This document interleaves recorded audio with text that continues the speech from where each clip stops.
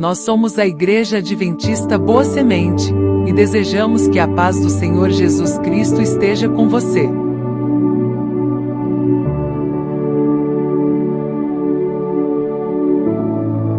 Estamos muito felizes com a sua companhia.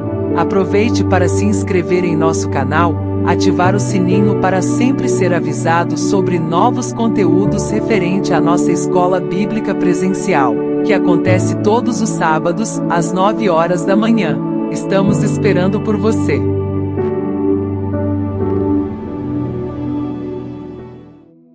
Olá, irmãos. Seja a paz do Senhor Jesus Cristo sobre a vida de todos vocês. Estamos juntos outra vez para refletirmos sobre a Palavra de Deus. Nesta oportunidade, nós vamos estar conversando sobre o assunto que estaremos compartilhando em nossas rodas de estudo bíblico do sábado, dia 26 de outubro de 2024. Com este assunto de hoje, nós estaremos dando sequência às reflexões que temos proposto para nosso aprendizado, para a confirmação da nossa fé na pessoa de Jesus Cristo. Estamos a falar sobre Jesus Cristo. E nós vamos mais à frente. E o objetivo dessas nossas reflexões sobre Jesus é o chamado dele para todos nós. Ele nos chamou dizendo: vem, segue-me. E nós vamos estar pensando sobre a pessoa de Jesus ainda nos seus primeiros tempos como homem. Estaremos falando, pois, na segunda parte desta sequência de reflexões a respeito de sua pessoa. E o nosso texto de ouro, o texto base, Evangelho de João, no capítulo 6 e o verso 66. Olha só o que João registra a respeito da pessoa de Jesus. Desde então, muitos dos seus discípulos tornaram para trás e já não andavam com ele. Nós tomamos esse texto para pensarmos sobre a pessoa de Jesus, exatamente para a gente buscar entender a dimensão da grande rejeição que o Senhor Jesus Cristo teve, a desaprovação que ele sofreu pela grande maioria da sua geração. As pessoas que conviveram com ele ficaram assustadas com ele. É bem verdade que muitas pessoas creram nele, mas comparado com a quantidade de pessoas que o rejeitaram, foram poucas. Podemos dizer, foram poucas as pessoas que se agarraram a ele, se juntaram a ele, aderiram à sua pregação, creram verdadeiramente na sua pregação, tiveram nele um homem diferenciado, alguém que falava de maneira esplendorosa, convincente e inigualável, seu discurso, a sua pregação, o seu jeito de ser. Antes de nós entrarmos para o roteiro, vamos pensar aqui. Claro que estar presente junto com Jesus, ouvindo os seus discursos naqueles tempos idos, vendo a sua pessoa, o seu jeito de ser, nós temos que concordar que Jesus, certamente, ele era um homem totalmente diferente dos homens, da média dos homens. Mas a respeito da rejeição que ele sofreu, vamos pensar aqui um pouquinho entre nós. O que é que pode acontecer com alguém que faz com que ele seja rejeitado pelas pessoas que estão ao seu redor.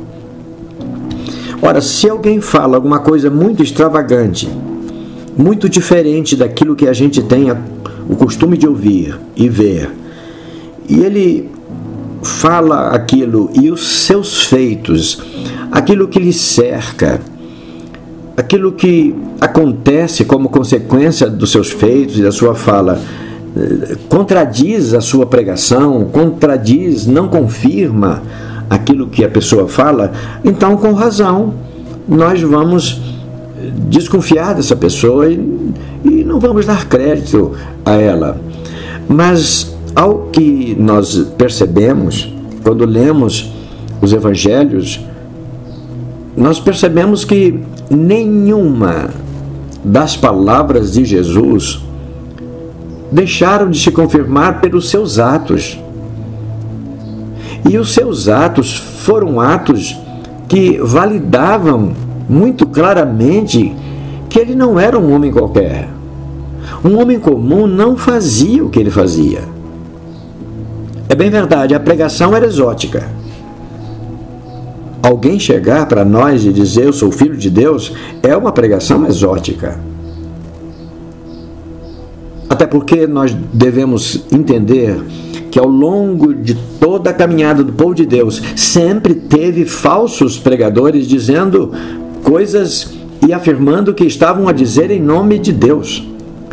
E quando não, homens que chegaram a dizer que era o Messias, certamente outros haviam aparecido por aqueles tempos entre os judeus, dizendo ser o Messias.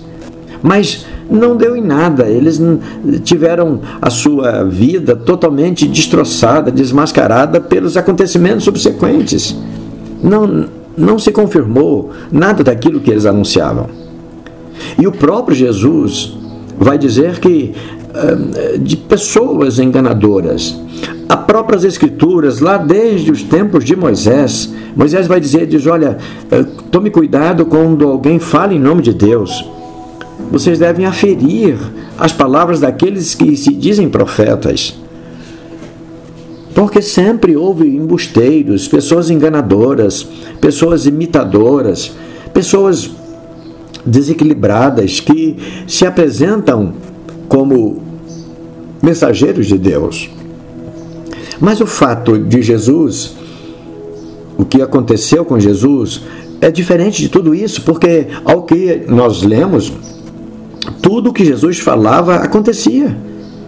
E o que ele fazia era coisas aos olhos de todos, visto aos olhos de todos. Aliás, uma certa ocasião, ele foi acusado por pessoas, João registra isso, e ele foi acusado por pessoas, e ele mesmo desafiou as pessoas, diz, olha, eu estive no meio de vocês já há tanto tempo, tenho feito coisas, falado, por quais milagres, por quais atos que eu fiz, vocês estão me condenando? E eles eram recorrentes, apenas diziam que estava lhe condenando porque ele se dizia filho de Deus e eles consideravam isso uma blasfêmia. Mas os fatos, os atos dele, será que não trazia nenhum momento de lucidez para aquelas pessoas que o rejeitavam recorrentemente, insistentemente? Todas as vezes que eles viram Jesus, eles viram acontecer coisas que somente uma pessoa com clara manifestação de Deus através dessa pessoa é que poderia acontecer. E ele sequer se aproximava de Jesus para ouvi-lo melhor. Talvez prudente seria... Jesus, olha, vamos sentar aqui, visita a minha casa, quero conversar mais contigo, quero te conhecer melhor, porque eu acho estranha a tua pregação, mas eu vejo que o Senhor faz coisas que não é comum aos homens fazer, e assim por diante. Mas não, eles simplesmente rejeitaram Jesus. E nós falamos no sábado passado que Jesus foi aquela criança que chamou a atenção, veja só, de ninguém menos do que o principal governante romano sobre eles, Herodes. Olha, ele não era um menino qualquer, ele não era uma criança qualquer. Era de família simples, era de família muito humilde, não tinha expressão política, não tinha expressão econômica, não eram gente rica da sociedade judaica daquele tempo, não eram dos ricos de Belém ou de Jerusalém, eles não eram grandes empresários, não consta que eles fossem grandes empresários, pessoas de muito poder econômico, nada disso. E por quê? Aquele menino chamou a atenção do governante maior romano, Herodes, que até, olha a barbaridade que ele intentou fazer. Mandou matar todas as crianças nascidas num período em que ele julgava que seria mais ou menos o menino Jesus, da idade do menino Jesus, e mandou matar as crianças. Olha que coisa. A finalidade dele era matar uma. Mas como ele não sabia onde ela estava, como ele fazia para encontrá-la, ele mandou matar todas. Entenderam? Então por quê? Esse menino não chamou a atenção de maneira mais intensa dos judeus. Ele era um menino judeu. Ele foi um adolescente judeu. Ele foi um jovem judeu. Ele foi um homem judeu. E por que não chamou tanto a atenção dos judeus? No sentido de crer nele, não é? Muito bem, então vamos estar ponderando sobre a pessoa de Jesus Cristo, que nos chama para segui-lo, mas vamos ponderar nessa fase da vida dele. Ainda no início da sua vida humana, não é? Na sua convivência com as pessoas e na forma como ele atraía a atenção daqueles que o rodeavam e tudo mais. Eu te convido, portanto, a que entremos para a nossa reflexão. E na introdução do roteiro proposto, nós vamos dizer que Jesus, o nome Jesus, este nome tão falado em todo o mundo, ele não foi apenas um homem impressionante, como ninguém do seu tempo, e que morreu como um mártir ou um herói que entrou para a história. A história está cheia de homens vigorosos, de homens relevantes, de homens que tiveram os seus nomes nos anais da história, mas se a gente entrar nas biografias desses homens, nós vamos ver que eles passaram por muitos fracassos pessoais. Muitas dessas personalidades foram pessoas tiranas, frouxas, fracas, enfim, de toda a qualidade de personalidade. Mas Jesus entrou para a história sem uma mancha no seu currículo. Impressionante. Jesus se fez um homem amado, por isso que nós falamos, ele se fez um homem amado por milhares de pessoas de cada geração a partir do nascimento dele até hoje. Milhares de pessoas têm amado o nome Jesus. Vão pelo nome. Mas o fato é que, pelo mesmo motivo, Jesus tem sido odiado por milhares de pessoas também, e sempre pelos mesmos feitos. Alguém ou milhares de pessoas têm amado a Jesus em cada geração, e milhares de pessoas têm odiado a Jesus pelos mesmos motivos. Que coisa! E nós temos uma pergunta que, por certo, ficamos com a resposta pendente. E a pergunta é: o que ele fez para atrair tanta gente após si? Irmãos, vamos pensar aqui. Jesus fez milagres. Aliás, Jesus pregava todos os dias. Jesus pregava em algumas oportunidades o dia todo ou por longas horas. Quantos milagres ele fez? Ele atraía as pessoas pelos seus grandes feitos. E muitas pessoas se beneficiaram dos seus milagres. E pelo que se nota, mesmo pessoas que se beneficiaram dos seus milagres acabaram desprezando, deixando de lado, abandonando e seguindo as suas vidas. Seria mais ou menos como algo que eu ouvi de uma pessoa ainda hoje, e ela falava da geração nossa, de pessoas que querem muito ouvir Deus, se impressionam, se emocionam com a palavra de Deus. A pessoa vai na igreja aos sábados e ela se emociona diante de Deus, presta seu culto, faz a sua adoração e se manifesta como uma pessoa muito fervorosa, animada, mas na segunda-feira, quando ela retorna ao trabalho, ela é a mesma pessoa que venceu a semana anterior, na sexta-feira. Ela volta a ser o que era antes. Aquela experiência do final de semana, no culto, na adoração, foi apenas uma experiência a mais que passou para um final de semana. Na segunda, ela está do mesmo jeito. Ou, ao que parece, milhares de pessoas que se impressionaram, que se encantaram com Jesus nas suas pregações, passado o momento da euforia, eles voltaram para os seus lides, seus labores, da mesma forma, como dantes. Algumas apenas curadas agora, que era doente, agora está sã. Outras que tinham visto uma grande manifestação miraculosa e eles ficaram impressionados e aquilo marcou a mente deles, mas ele, pessoalmente, intimamente, as pessoas continuavam do mesmo jeito. Se Jesus era então tão importante e se fez tantas coisas boas, por que tanta rejeição e tirania contra ele? Por quê? Quem foi ele, ou quem ele continua sendo, para ele continuar sendo rejeitado? Ele foi rejeitado lá, mas ele continua sendo rejeitado mundo afora. Ele continua sendo rejeitado por pessoas, às vezes, que está bem ao redor de cada um de nós, na nossa casa, que vive com a gente, e rejeita ele, quer o que ele pode oferecer, mas não quer ele. Isso é rejeição. A rejeição não importa em rejeitar o sujeito e tudo que ele tem, ou tudo que ele pode fazer. A rejeição é também, embora aceitar o que ele tem, o que o sujeito tem e que pode fazer, mas não quer o sujeito, não quer a pessoa.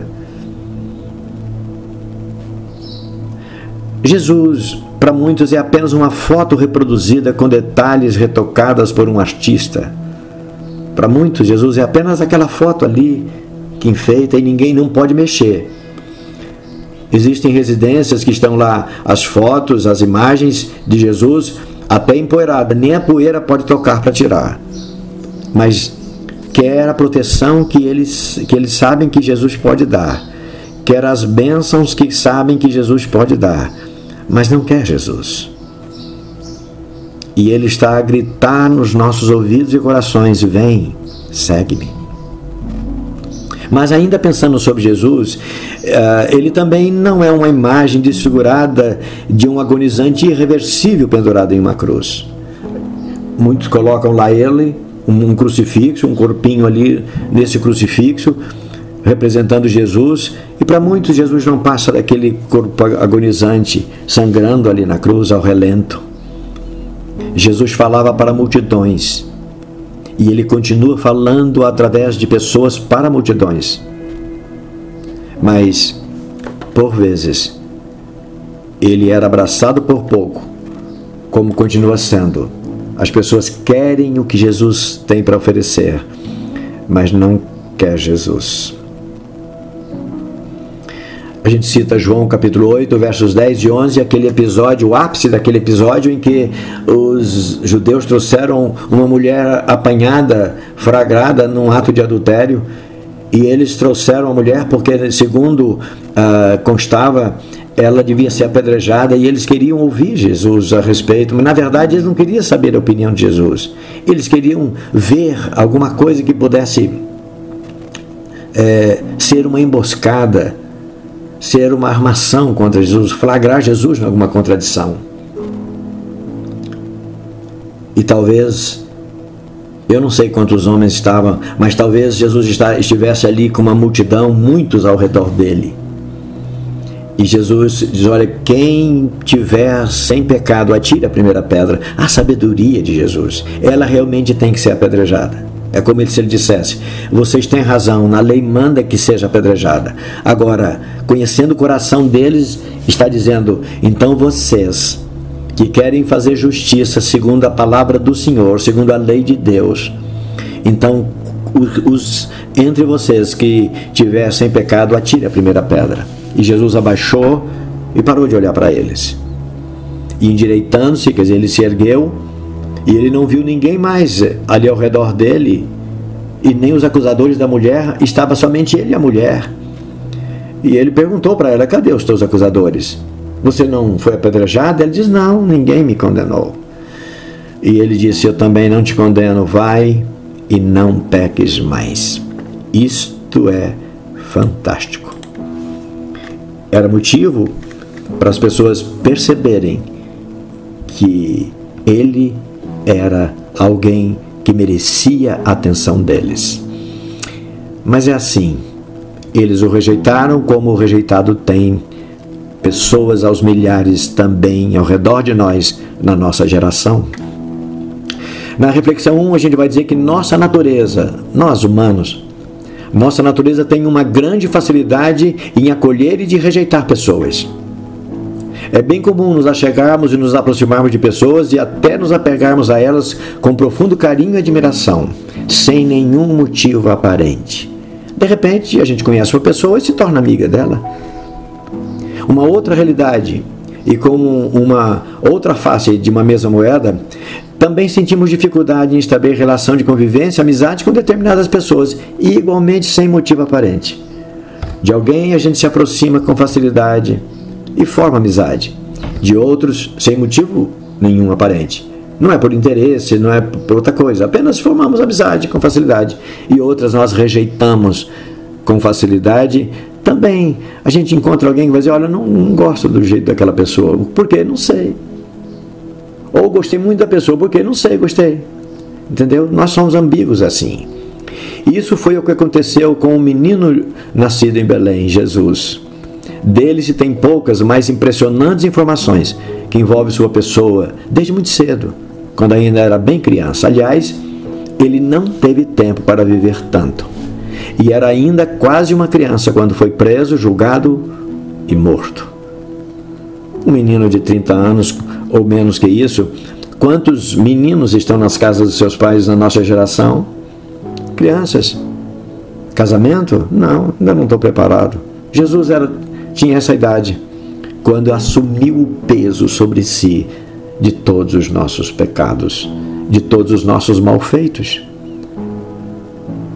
Como cidadão rejeitado, nem na sua execução violenta na cruz, ele teve o respeito das pessoas que estavam ali. Nem o seu sofrimento abrandou a animosidade das pessoas contra ele. O que a gente sabe, considerando que nós somos pessoas humanas também,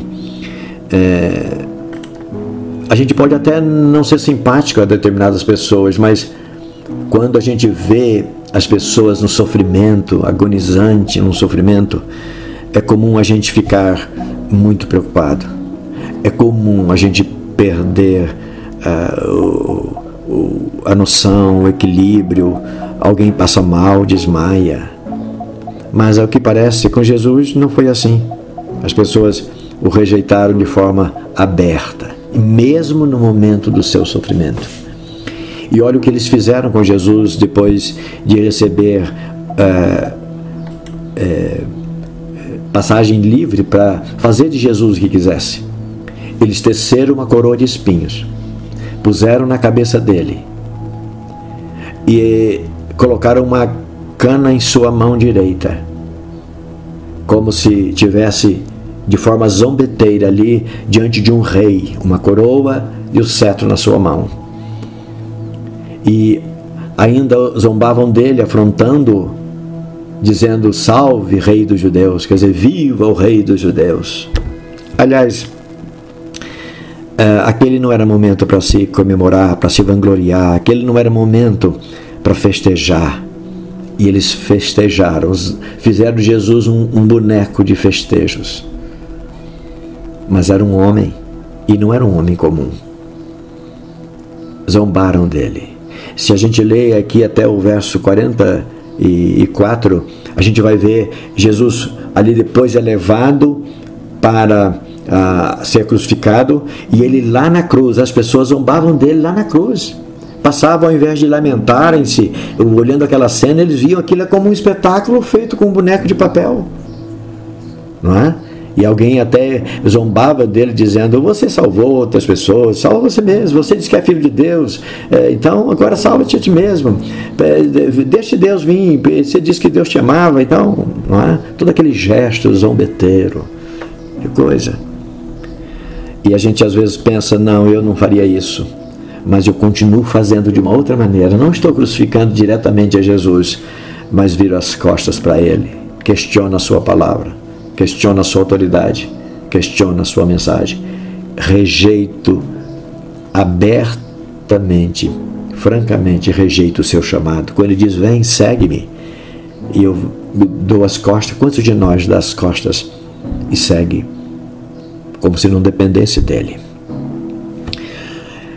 Aí, na sequência 1, nós vamos dizer que vamos começar nosso envolvimento com Jesus Cristo.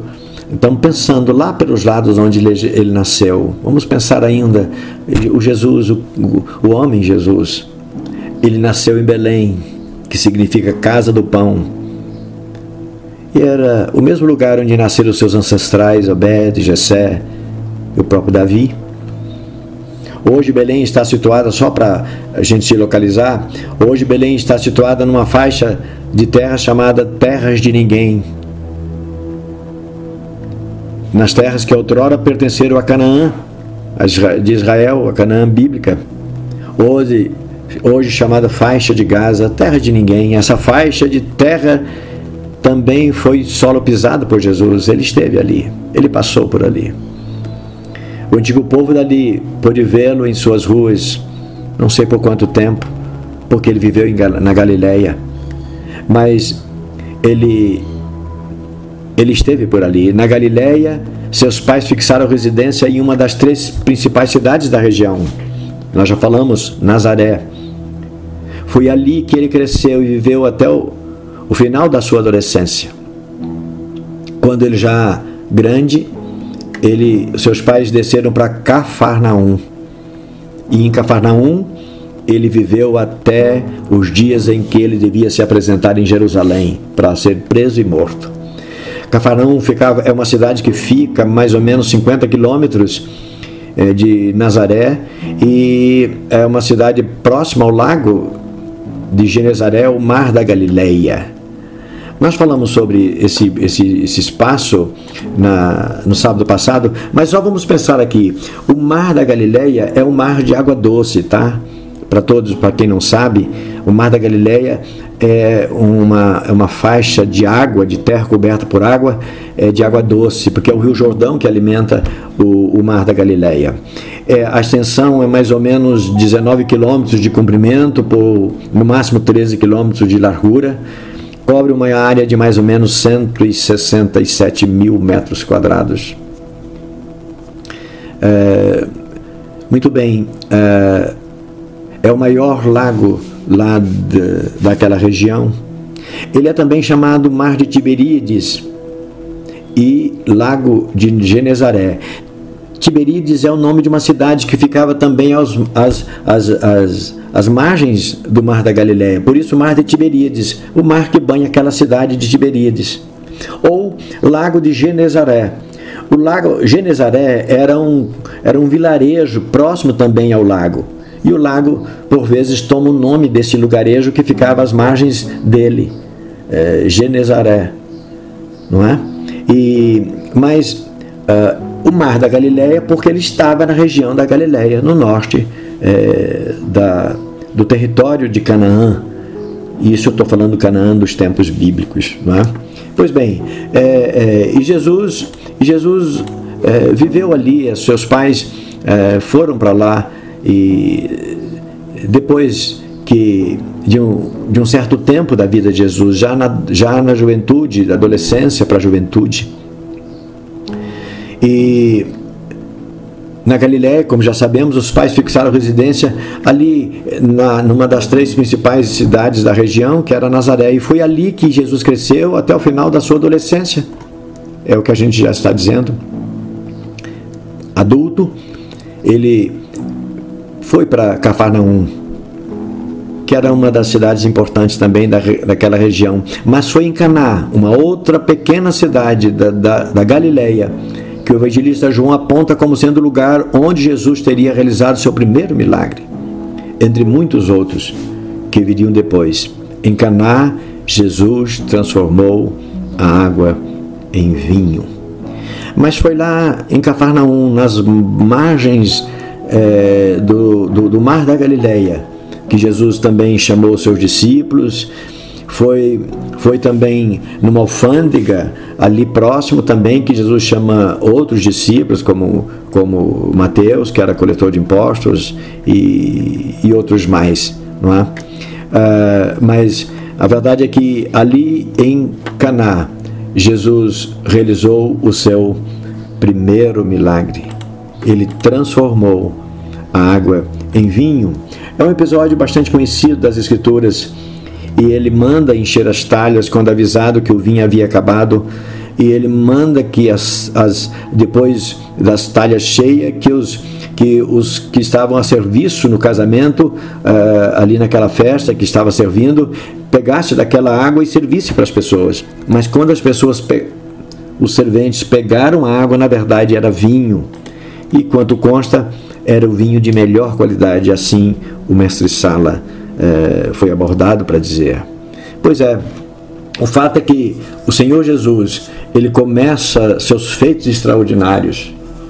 Veja, não consta que naquele casamento alguém tenha se convertido, se interessado em ouvi-lo mais. Olha o milagre que ele fez. E as pessoas passaram despercebidas, ou ele passou despercebido aos olhos das pessoas. E confirmado esse primeiro milagre, Jesus e sua família, por ter sido rejeitado em Nazaré, saem de sua cidade e vão para Cafarnaum. Ao que parece, em Cafarnaum, Jesus residiu até a sua morte, como nós já dissemos.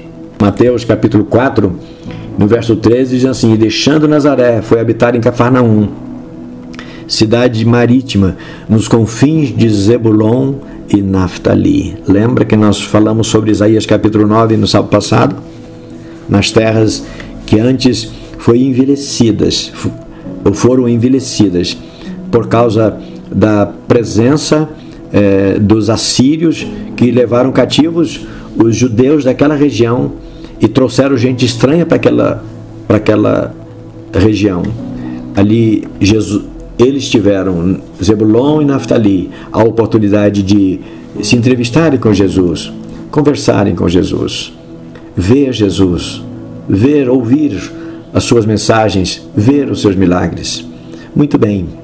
E a gente vai concluindo dizendo que foi provavelmente nas margens do Mar da Galileia, Lago de Genezaré, o Mar de Tiberíades, não é, como falamos, que ficava próximo a Cafarnaum, e em uma alfândega de Cafarnaum que Jesus chamou os seus primeiros discípulos.